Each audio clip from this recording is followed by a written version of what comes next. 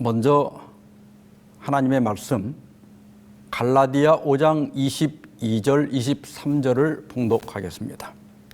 오직 성령의 열매는 사랑과 희락과 화평과 오래 참음과 자비와 양성과 충성과 온유와 절제니 이 같은 것을 금지할 법이 없느니라.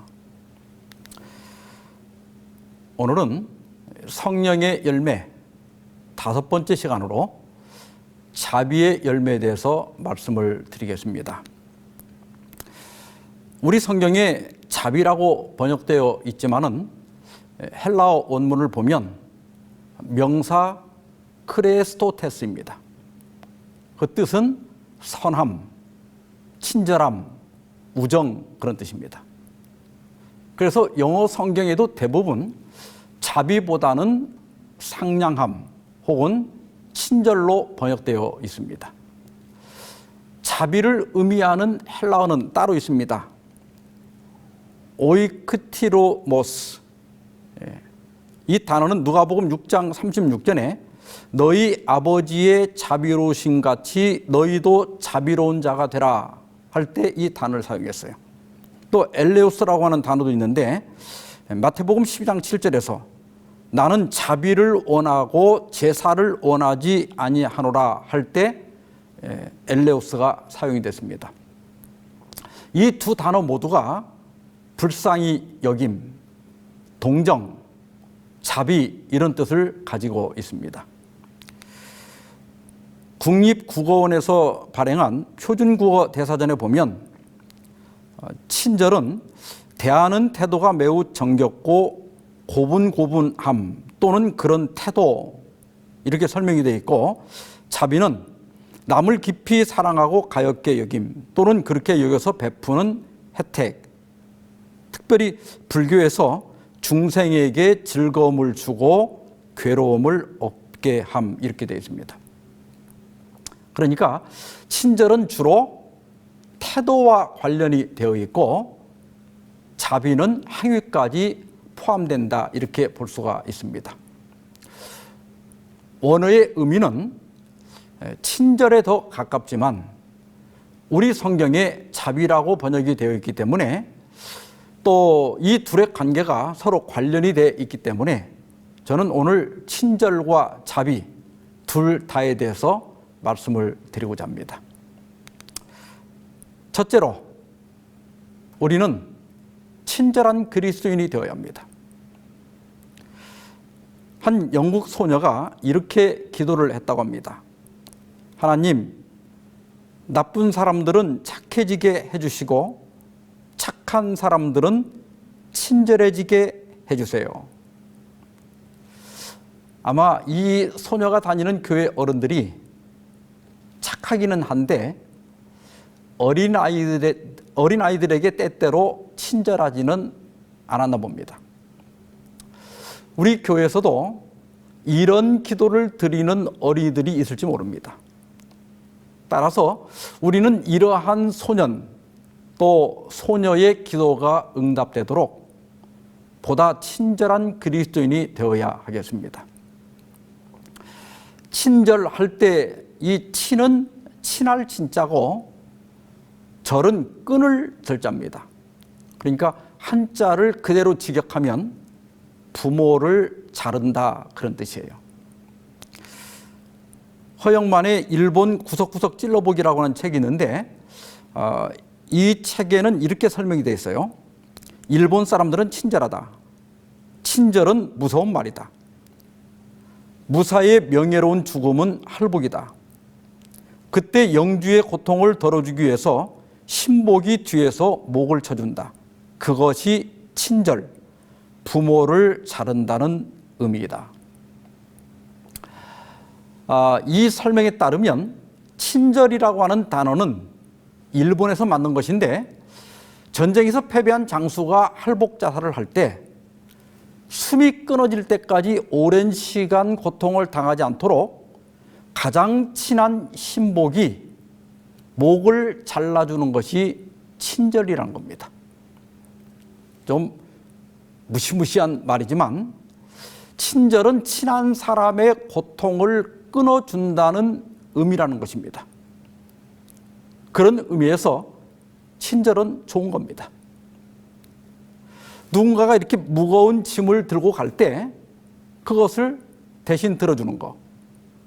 또 장애인이나 노약자들에게 자기 자리를 양보해 주는 것. 늙은 부모를 잘 부양하는 것. 또 나약한 어린 아이들을 잘 돌보는 것. 그것이 바로 친절입니다. 그런데 일본에서 발행한 두자 한자풀이라고 하는 책이 있습니다. 이 책에 친절을 다른 의미로 또 설명을 해놨는데요. 실은 친절의 절은 자른다는 의미가 아니다. 절절하게 바란다고 하는 말이다. 그 절절이는 매우 강하게 헤아리는 모습을 나타낸 부사로 진심으로 심조로부터란 의미이다. 친절의 절도 그와 같은 의미이며 친함, 배려의 정도가 격한 것을 나타내고 있다. 그러니까 친절은 그냥 친한 정도가 아니라 격하게 친한 것. 그냥 배려하는 정도가 아니라 격하게 배려하는 것이 친절이라고 하는 거예요. 성령의 열매에서 말하는 크레스토테스가 바로 여기에 그 의미가 가깝습니다. 성령을 따라 사는 사람은 그냥 친절한 정도가 아니라 격하게 친절한 사람이 된다는 겁니다. 아브라함이 99살이 되었을 때 헤브론 근처 마므레 숲에 머물고 있었습니다. 하루는 정오가 되었는데 저 맞은편에 새 나그네가 서 있는 것을 보게 됩니다. 그 당시에는 여관이나 식당이 흔치 않은 시대라서 나그네들은 주민들의 친절에 의지할 수밖에 없었습니다. 그런데 아무리 그것이 그 당시 관습이랄지라도 이 나그네들을 대접하는 아브라함의 친절을 보면 심히 격한 것을 볼 수 있습니다. 창세기 18장 2절로부터 그 이하 쭉 보면 눈을 들어 본즉 사람 셋이 맞은편에 서 있는지라 그가 그들을 보자고 장막문에서 달려나가 영접하며 몸을 땅에 굽혀 이르되 내 주여 내가 주께 은혜를 입어 싸우면 원컨대 종을 떠나 지나가지 마옵시고 물을 조금 가져오게 하사 당신들의 발을 씻으시고 나무 아래에서 쉬소서. 아브라함은 이 나그네들을 보자 첫째로 장막문에서 어떻게 했다고 그랬죠? 달려나갔다고 그랬어요. 아마 가게에 손님이 와도 그렇게 달려나가기는 쉽지 않을 거예요. 이 친절이 정말 격한 것 아닙니까? 두 번째로는 몸을 땅에 굽혀서 초청을 했어요. 아마 장사를 한다 해도 손님에게 절까지 하면서 환영하기는 쉽지 않을 겁니다. 정말 격한 친절입니다. 세 번째로는 물을 떠다가 먼 여행으로 지친 그들의 발을 씻어주었어요. 그리고 계속 성경을 읽어보면 빵을 또 새로 굽고 좋은 송아지까지 잡아서 손님들을 대접합니다. 정말 격한 친절이었습니다. 그런데 식사가 마치자 한 손님이 놀라운 이야기를 합니다. 내년에는 사라가 아들을 낳을 것이라는 거예요.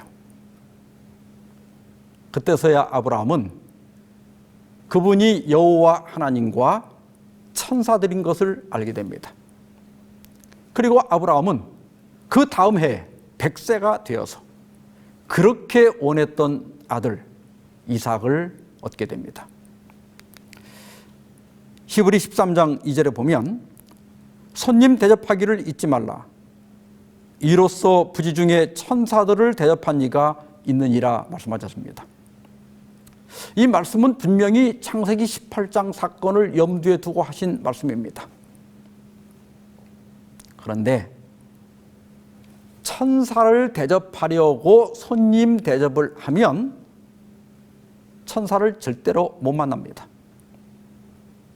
아브라함은 그 세 사람이 천사인 줄 모르고 대접한 겁니다. 사실 내게 도움을 요청하는 모든 사람이 곧 천사요 예수님입니다. 예수님은 마태복음 25장 40절에서 너희가 여기 내 형제 중에 지극히 작은 자 하나에게 한 것이 곧 내게 한 것이니라 말씀하셨어요. 길을 지나가다가 거지에게 적선한 것이 곧 예수님에게 한 것이고, 노약자에게 내 자리를 양보한 것이 곧 예수님에게 한 것입니다. 소외되고 별 영향력이 없는 사람을 배려하고 그들에게 친절을 베푸는 것이 곧 예수님께 한 것이에요. 오늘날 우리에게는 이렇게 격하게 친절한 사람이 필요합니다. 미국 경영 컨설턴트인 짐 콜린스는 이런 이야기를 했습니다. 사람이 가장 중요한 자산이다라는 옛말은 틀린 말이다. 사람이 가장 중요한 자산이 아니라 적절한 사람이 가장 중요한 자산이다. 교회도 마찬가지예요. 교회 자산은 단순한 그리스도인이 아니라 적절한 그리스도인입니다. 그러면 적절한 그리스도인은 누구인가? 친절한 그리스도인입니다. 친절은 사람을 교회로 데려오지만 불친절은 교회를 다니던 사람도 떠나게 합니다. 따라서 우리에게는 친절한 그리스도인이 필요합니다. 고린도후서 6장 3절로 8절에서 바울은 자신이 맡은 직분이 비방을 받지 않게 하려고 여러 어려움 가운데서도 조심하는 것 8가지를 제시합니다. 깨끗함, 지식, 오래 참음, 자비함, 성령의 감화, 거짓이 없는 사랑, 진리의 말씀, 하나님의 능력, 8가지를 이야기해요. 직분자가 갖추어야 할 8가지 도덕적 또 영적 자질 중에 자비가 포함되어 있습니다. 근데 여기 자비도 크레스토테스입니다. 그러니까 친절을 의미하는 거예요. 여러분, 우리가 직분을 맡은 자라면 어떤 자질보다도 친절한 자질을 가지고 있어야 합니다. 인터넷에 친절은 자본이다라는 글이 있었습니다. 한번 읽어보겠습니다. 미국 LA 근교의 한 식당은 언제나 손님들로 북적댔다. 음식 맛이 특별하거나 값이 싼 것도 아니었다. 이 음식점의 최대 무기는 친절이었다. 식당 입구에는 손님은 왕이라는 글이 적혀 있다. 또 남자 화장실에는 킹, 여자 화장실에는 퀸이라는 팻말이 붙어 있다. 손님들은 자신을 위해 세심한 배려를 아끼지 않는 식당 측의 친절에 감동해 단골 고객이 된다. 친절은 돈으로 바꿀 수 없는 자본이다. 그러나 이 자본을 활용하는 사람은 그리 많지 않다. 아무리 시설이 좋고 음식이 맛있다더라도 직원들이 불친절하다면 손님들이 찾지 않을 겁니다. 모든 인간관계, 모든 거래, 모든 사업에서 친절은 가장 기본적인 자질입니다. 따라서 전문적인 직장일수록 직원들에게 친절을 강조합니다. 우리가 정말 진리를 가졌다면 친절한 사람이 되어야 합니다. 아까 국어사전에서 친절을 뭐라고 설명했죠? 대하는 태도가 매우 정겹고 고분고분함 그랬어요. 우리는 가족들을 정겹고 고분고분하게 돼야 됩니다. 우리는 성도들을 피차에 정겹고 고분고분하게 돼야 됩니다. 교회에서 직원회를 할 때도, 전도회나 또 어떤 큰 사업을 할 때도 우리끼리 서로 상냥하고 온화하고 친절해야 합니다. 정영순 씨가 지은 목사님, 교인들이 너무 친절해요 라는 책이 있어요. 이 책에 보면 이런 글이 있습니다. 교회는 먼저 친절해야 한다. 교회가 친절하다는 것은 목사를 비롯해 장로, 권사, 집사 등 모든 교인이 친절하다는 뜻이다. 서로 친절하게 대할 때 좋은 관계가 형성된다. 좋은 관계 속에서 새신자와 불신자는 행복한 신앙생활을 시작하게 된다. 그러기에 친절은 전도의 시작이자 교회 부흥의 초석이다. 친절은 전도의 시작이자 교회 부흥의 초석이다.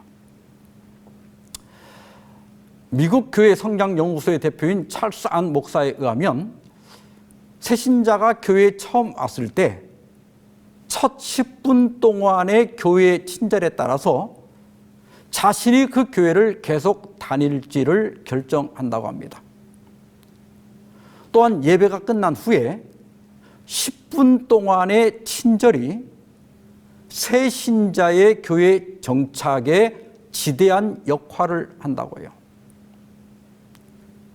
여러분, 요즘 새로운 사람이 교회 문 안으로 들어오는 것이 거의 기적에 가깝습니다. 우리가 새로 전도는 못할 망정 자기 발로 교회 안에 들어온 사람은 절대 놓치지 말아야 합니다. 그들을 붙잡는 가장 큰 비결은 친절입니다. 또 이 교인끼리도 화목하고 친절해야 돼요.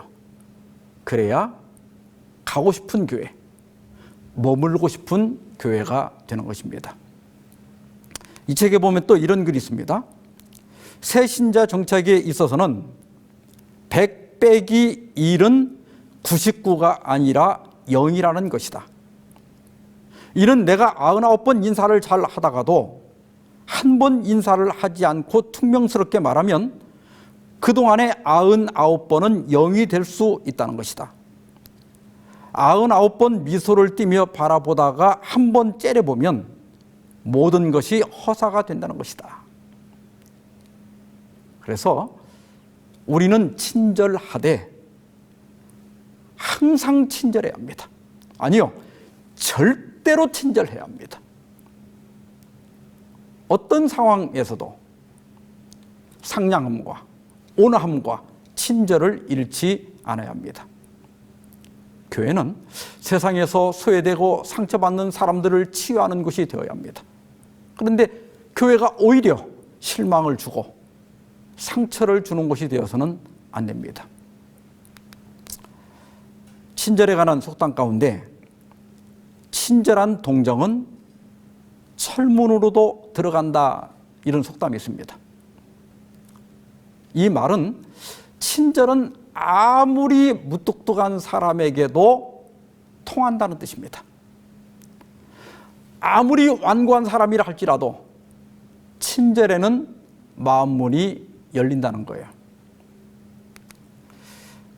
김인강 교수에게는 따라다니는 수식어가 많습니다. 서울대 졸업, 버클리대 박사, 카이스트 교수, 서울대 교수, 2007년 젊은 과학자상 수상, 세계적인 수학자, 청년들과 소통하는 집사.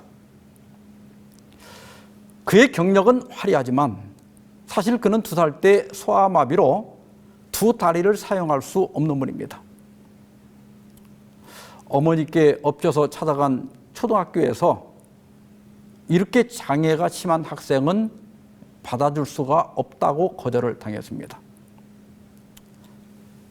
재활원에서 힘들고 외로운 생활을 하면서 그는 자신이 왜 살아야 하는지, 끊임없이 질문했지만 그 답을 찾을 수가 없었습니다.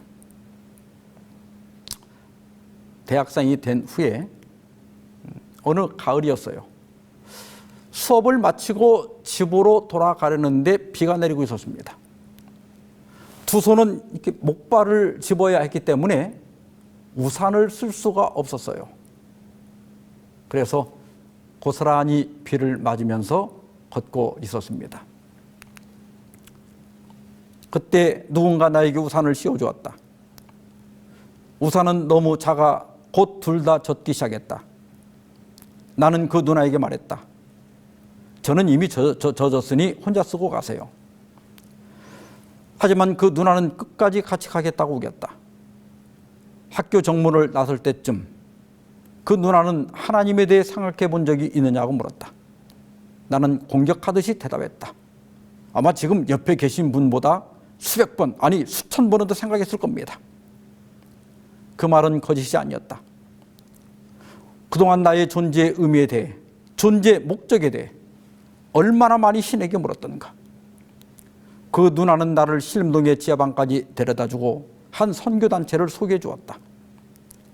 이후 나는 요한복음을 읽으며 빛으로 오신 예수님, 말씀이 육신이 되어 오신 예수님, 세상에 로고스 되신 예수님을 알아가기 시작했다. 장애와 소외감으로 다친 그의 마음을 연 것은 다른 어떤 것이 아니라 친절이었습니다. 우산 하나 씌워준 것, 이것이 그의 닫힌 마음의 문을 열고 예수님을 영접하게 한 것입니다. 제가 교회 친절도 평가 항목을 좀 만들어 봤습니다. 우리 교회는 모일 때마다 서로 반갑게 인사하는가? 우리 교회는 서로를 대할 때 예의를 갖추는가? 우리 교회는 민주적으로 운영되고 있는가? 우리 교회는 집회 인도자가 엄숙하기보다는 상냥한가? 우리 교회는 애경사가 있을 때 대부분 참여하는가? 우리 교회는 새 신자에게 평안한 교회인가? 우리 교회는 손님에게 몇 명이나 가서 인사를 건네는가? 우리 교회는 예배를 드릴 때 새 신자를 배려하는가? 우리 교회는 식사 시간에 손님을 잘 안내하는가? 한번 스스로 평가를 해보시기 바랍니다. 그리고 여러분이 다니는 그 교회가 친절한 교회, 또 그곳에 모인 분들이 친절한 그리스도인이 되도록 함께 기도하시기를 바랍니다. 둘째로, 우리는 자비로운 그리스도인이 되어야 합니다. 자비라고 하는 것은 다른 사람을 불쌍히 여기고 그의 어려운 형편이나 고통을 도와주는 행위입니다. 일반적으로 기독교는 사랑을, 불교는 자비를 강조한다 이렇게 알려져 있습니다. 따라서 불교의 가르침 중에 자비에 대한 것이 많습니다. 지난 2020년 8월 18일자 중앙일보 우문 현답에 보면 부처님의 죽음에 대한 기사가 있습니다. 부처님이 80세가 되셨을 때 춘다라고 하는 사람이 대접한 음식을 먹고 혈변을 볼 정도로 심한 식중독에 걸리게 됩니다. 죽음을 직감한 부처님은 춘다의 안부를 물었습니다. 제자 아난이 말하기를 춘다가 자신이 드린 음식을 잡수시고 부처님이 병이 나신 것 때문에 몹시 힘들어하고 있습니다. 이렇게 대답을 했어요. 이럴 때 내가 일부러 그런 것은 아니니 걱정하지 마라. 이렇게만 말해도 이게 엄청난 자비예요. 그런데 부처님은 아난에게 춘다야, 열애가 너의 공양을 마지막으로 드신 후 열반에 드신 것은 너의 공덕이며 행운이다라고 전해주라고 하셨습니다. 이대로 부처님이 돌아가시면 춘다는 꼼짝없이 부처님을 죽게 한 천하의 죄인이 될 처지였습니다. 그런데 부처님의 이 말씀으로 인해서 춘다는 부처님을 죽게 한 사람에서 죽기 전에 마지막 공양을 올린 사람이 되었습니다. 이것을 불교에서 자비라 합니다. 자비라고 하는 것은 나보다는 상대가 받을 고통을 먼저 생각해 주는 것입니다. 나는 편안하고 좋은데 상대가 불편하다면 그것은 자비가 아닙니다. 상대를 편하게 해주는 것, 그것이 자비입니다. 예수님께서도 자기를 십자가에 못 박는 사람들을 위하여 아버지여 저들을 사하여 주옵소서, 자기들이 하는 것을 알지 못합니다. 이렇게 기도하셨습니다. 그날 예수님을 십자가에 못 박은 로마 병정들은 예수님께 감정이 있어서 그렇게 한 것이 아닙니다. 그게 자기 직업이었고 그냥 자기 할 일을 한 것뿐이에요. 나중에 그 군병들이 자신이 세상의 구주를 십자가에 못 박았다는 사실을 안다면 얼마나 괴로워하겠습니까? 그래서 예수님은 그 군병들을 위하여 용서의 기도를 하신 것입니다. 이것이 자비입니다. 출애굽기 22장 27절에 보면 내가 만일 이웃의 옷을 전당 잡거든 해가 지기 전에 그에게 돌려보내라. 그것이 유일한 옷이라. 그것이 그의 알몸을 가릴 옷인즉 그가 무엇을 입고 자겠느냐. 그가 내게 부르짖으면 내가 들으리니 나는 자비로운 자민이라. 하나님께서는 대담하고 고집스러운 죄인에게는 엄격하셨습니다. 그러나 약하고 무력한 사람에게는 언제나 자비로우셨습니다. 모세 당시에도 전당 잡는 행위가 있었어요. 그런데 이 맷돌과 같이 먹고 사는데 필수적인 물품들은 전당을 잡을 수가 없게 돼 있었습니다.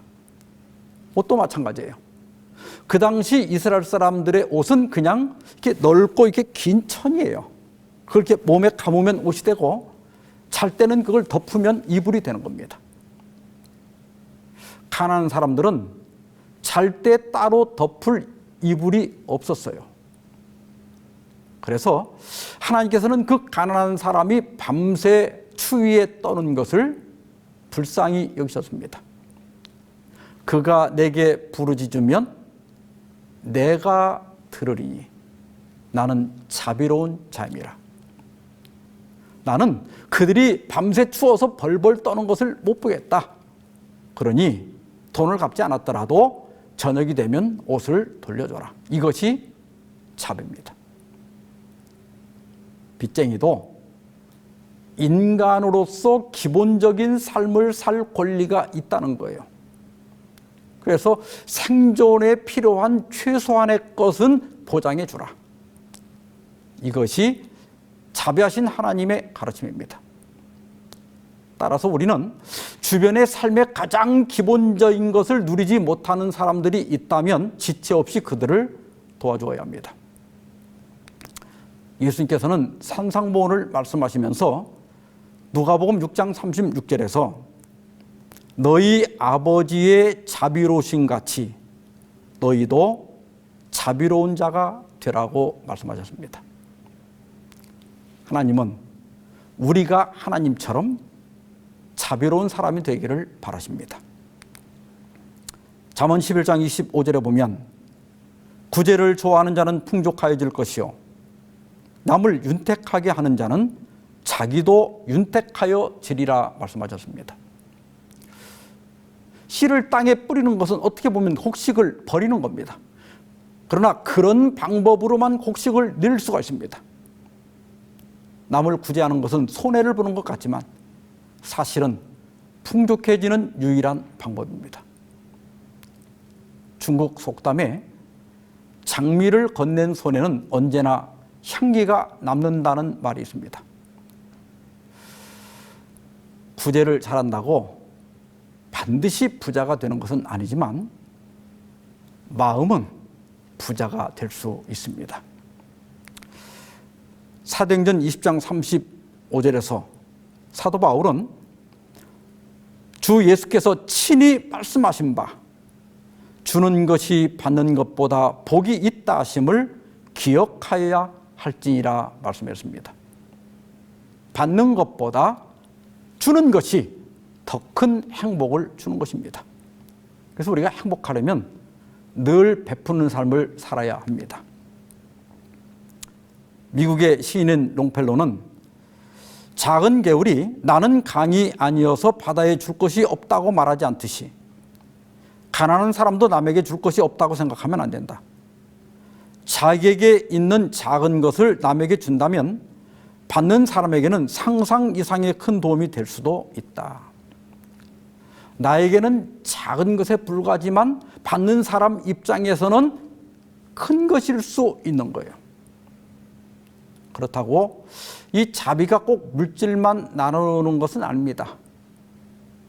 마음이 상한 분에게 위로 한마디 건네는 것, 또 소외된 분과 함께 보낸 30분도 큰 자비가 될 수 있습니다.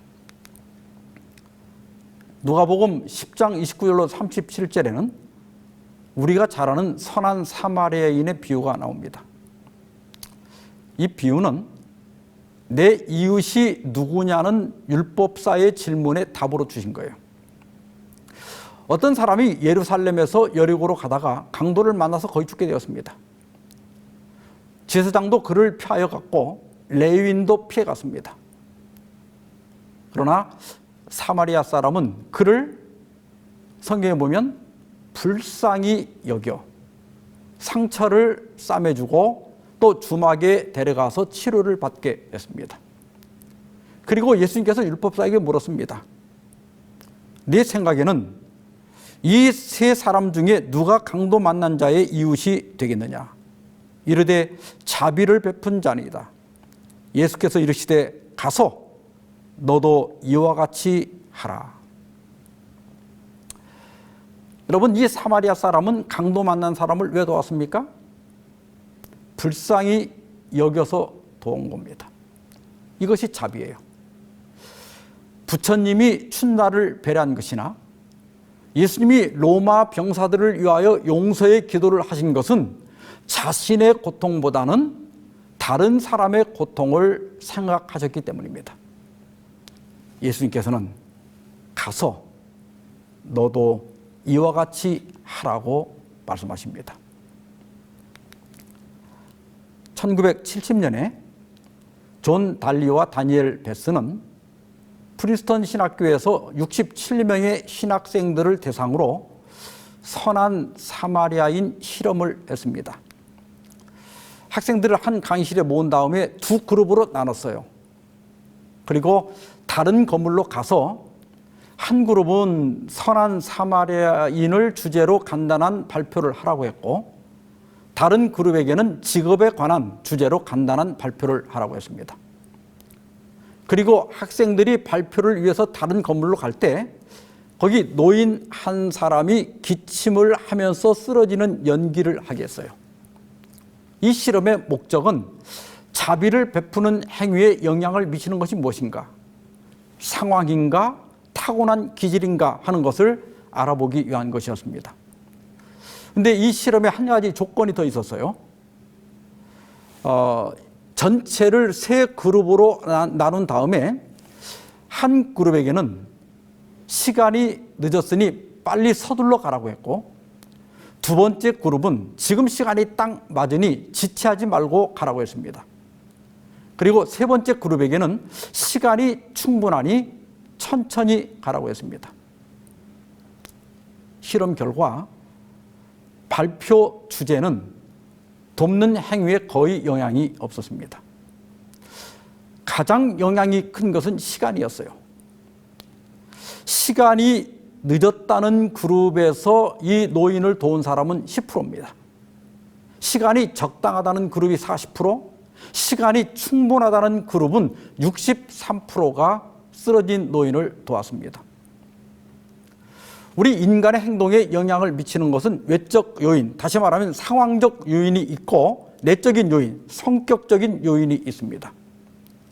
이 실험의 결과는 인간의 행동에는 외적 요인, 즉 그가 처한 상황이 결정적인 비중을 가지고 있는 것으로 확인이 되었습니다. 친절과 자비에 대한 설교를 듣고 또 깨닫고 감동을 받았다고 해서 그것이 실천으로 이어지는 것이 아니라 그가 처한 상황이 어떠냐의 실행 여부가 달려 있다는 겁니다. 제사장이나 레위는 그들이 신앙심이 없거나 윤리의식이 없어서가 아니라 자신들이 맡은 업무의 중요성 때문에 지나쳤을 수 있습니다. 반면에 사마리아 사람은 시간적 여유가 있었거나 자신이 과거에 비슷한 어려움을 겪었을 가능성이 있습니다. 우리가 진정으로 친절과 자비를 베풀려면 친절과 자비를 위한 마음의 공간을 마련해야 됩니다. 사람은 나서 죽을 때까지 자기 할 일이 있습니다. 친절해야 하고 자비로워야 한다는 것을 안다고 해도 실제 그런 상황을 보고도 자기가 더 급한 일이 있으면 지나치기가 쉽습니다. 결국 예수님께서 가서 너도 이와 같이 하라 하신 이 말씀은 정기적으로 자신이 몰두하고 있는 일을 멈추고 가족이나 연약한 사람, 어려운 사람, 고통받는 사람을 돌아보는 시간을 가지라는 말씀입니다. 이것이 친절이요, 이것이 자비입니다. 또 교회에서 제도적으로 실행하고 있는 각종 헌금 생활이라든지 또 구제 활동이라든지 봉사 활동에 일부러 시간을 내서 참여하는 것도 대단히 중요한 것입니다. 저는 오늘 말씀을 마치면서 에밀리 디킨슨은 변호사였지만 외출을 극도로 자제하고 은둔 생활을 했습니다. 그 이유는 시력에도 문제가 있었고 또 심한 신경통으로 고생하는 어머니도 돌봐야 했고 또 주의원이었던 아버지와의 갈등 이런 것들이 원인이 됐다고 합니다. 그는 불과 55세의 나이로 요절했습니다. 그러나 그는 만약 내가라는 시를 남겼습니다. 제가 좀 읽어보겠습니다. 만약 내가 한 사람의 가슴앓이를 멈추게 할 수 있다면 나 헛되이 사는 것은 아니리. 만약 내가 누군가의 아픔을 덜어줄 수 있다면 혹은 고통 하나를 가라앉힐 수 있다면 혹은 기진맥진한 울새 한 마리를 둥지로 돌아가게 도울 수 있다면 나 헛되이 사는 것은 아니리. 누군가의 아픔을 덜어주었다면, 누군가 쓰러진 한 사람을 일으켜 세웠다면, 하다못해 지친 새 한 마리를 도왔다면 헛되이 산 것은 아니다. 왜냐하면 이 친절과 자비는 때때로 한 생명을 살리기도 하기 때문입니다. 우리 모두 친절하게, 친절하되 격하게 친절한 그리스도인이 되도록 기도합시다. 우리 모두 자비로운 사람이 되되 격하게 자비로운 그리스도인이 되도록 기도하는 저와 여러분 되시기를 바라면서 말씀을 마치겠습니다.